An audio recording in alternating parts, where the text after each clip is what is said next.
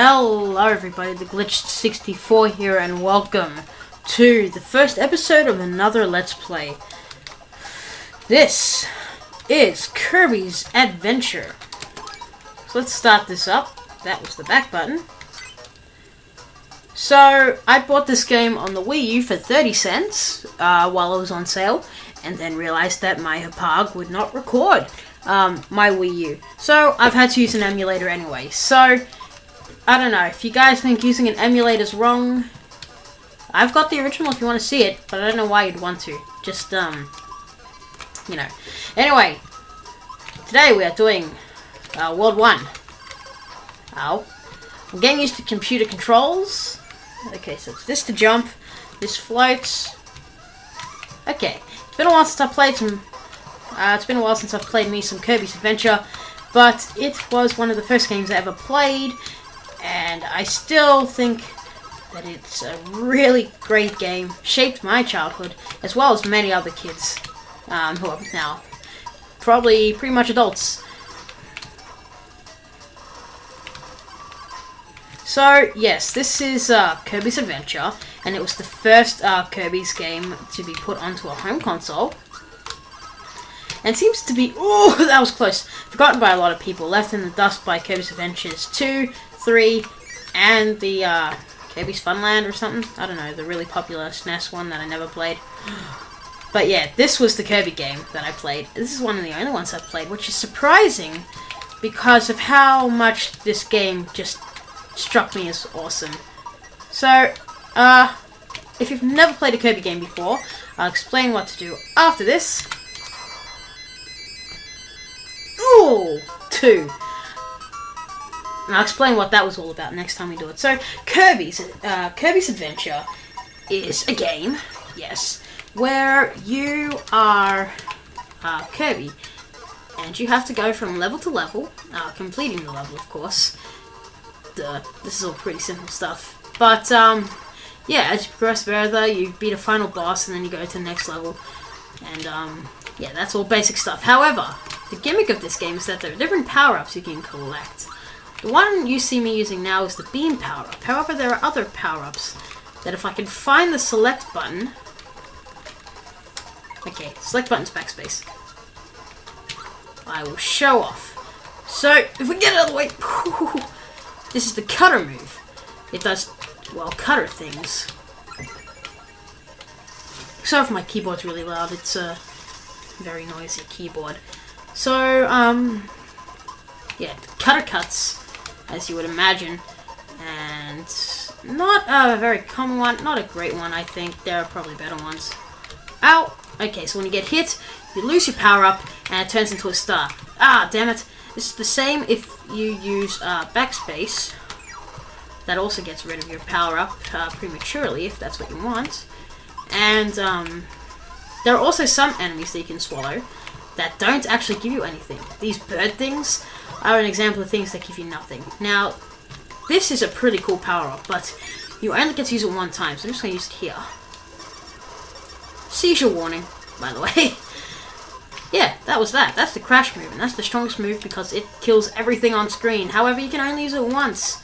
However, it is debatable that it is not the strongest move, as there is a move that destroys everything on screen, but can be used 3 times. So, yeah, there's that. These are Maximum Tomatoes. They increase your health fully. There are also capsule things that increase it slightly. That's health upgrades. And that's basically the mechanics of Kirby's Adventure. Once you know that, you're ready to go. Now, these doorways, the way to know if you're at the end of the level or just going into another area is that the doorway at the end will be glowing with stars, as this one is. This means we're at the end of the level. So now we've gotten that out of the way, I'm going to explain the end game. I can't kill him. Okay, you know what? I'm gonna grab... Ow! Okay, so if you grab a star and another enemy, you will get back the power-up that you had in the star. The star is like a top priority sort of thing. Anyway, this minigame, you have to press Z at the right time, which I mean A, and then you get to go up to the... Your goal is to go up to the tippy top, and you get more points the higher you go up, but if you get to the top, you get Oh, I can't remember if it's 1-1-up or 3 1-ups. Also, while you're going around on your merry adventure, there are also some mini-games you can do. So let's show... This is one of the mini-games. This is Cream Fever. And basically, it's a game where... Oh, they put the big one in the back. No! No, I didn't even press it! Oh, bloody hell. Okay, that was stupid. Alright, let's try... No, there goes the credits. What you're supposed to do is... That. You hold down A or B. Go over the Kirby, you pick it up, and you put it down. You usually get to do that again, but I accidentally tapped the button, which means that I only get to do it once. So that's 1 up, and the big one gives you 2 up, so it's possible to get 4 ups out of that game, 4 lives. However, I only got 1 because of stupid things. Now, I want to get rid of the spark, because we've already used the spark. Oh, come on, why'd you just stand there? Get out of the way! Damn it. The keyboard controls are clunky, to say the least. But, yes. So, you can do that. Now, there are lives, obviously, and there are also sub. You know, you got your health. That's the crossfire there. That was close. If you run out of health, you lose a life. If you fall, you instantly lose a life. And when you're out of lives, nothing really much happens. You have to really just start the level again. I don't think you even have to start the world again. I might be wrong. It might just be a falsified memory, but I think that's how it goes. You could just float up. However, it's harder to get into it, and it takes longer to get into an attacking stage. Whereas if you just jump, it's easier.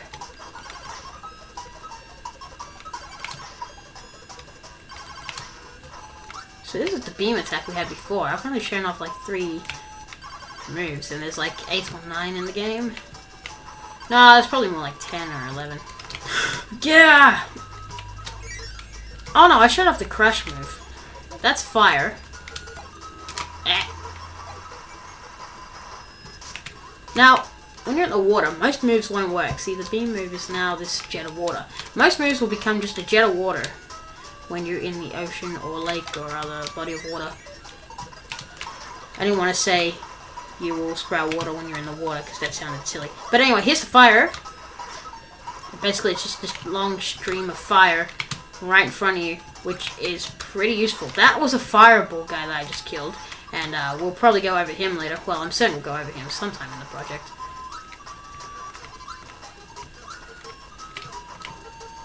Damn it. It's mine. Get away. Woo! Yes! Okay, so this is what I'm going to get to the very top. They do a dance. I'll give you a 1-up. Alright, so it's 1-1-up. What I'm going to do is I'm going to go up here and save my state. Yeah, and now we've unlocked this curious thing, which isn't actually a minigame. This is a museum, and in the museum you can get different kinds of enemies. And you can use their powers. They don't attack, but if you run into them, you'll kamikaze and it'll die and you'll die. Or you won't die, you'll lose 1 unit of health. But anyway, this is the sword. Choppity chop chop. That's that sword. Into level 4. Now, I've only got 15 minutes of recording at a time, so I hope this doesn't take longer than 5 minutes. So, here is actually an interesting character. This is the Ice Man. Now, he gives me one of my favorite items, or moves. The freeze move. This can also be obtained in the form of an ice beam, but this is the spark version. There's a fire version where it's like the fire but it freezes instead, and it's also the spark version, which just emits an aura of ice which freezes anyone around you. But you really gotta be careful of those beam guys because their attacks will still hit you, obviously, as you just saw. No! Ah, bugger. It's like a sort of I don't know how to say it. There's kind of like a delay on the attacks. And that's why I'm screwing up a lot. And I'm also saying bugger, even though that's a very... Ah! British word! Son of a... Why didn't that even work that time?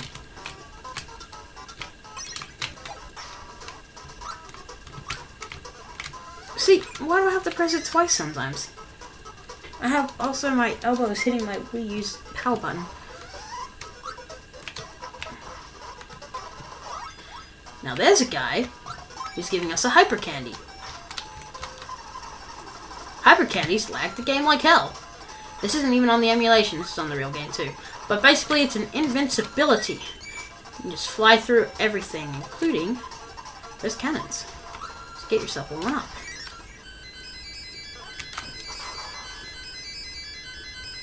Yeah! Cleared it. Another 1-up. And I'm gonna need it the way this is going.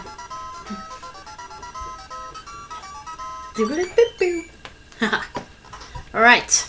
That was level 4. Oh, there's the bus! There's also this.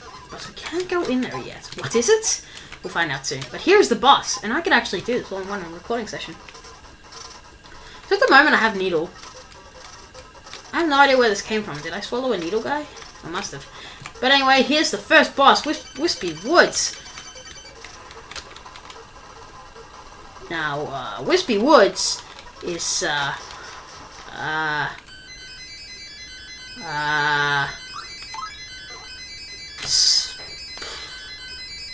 Wispy Woods, everybody.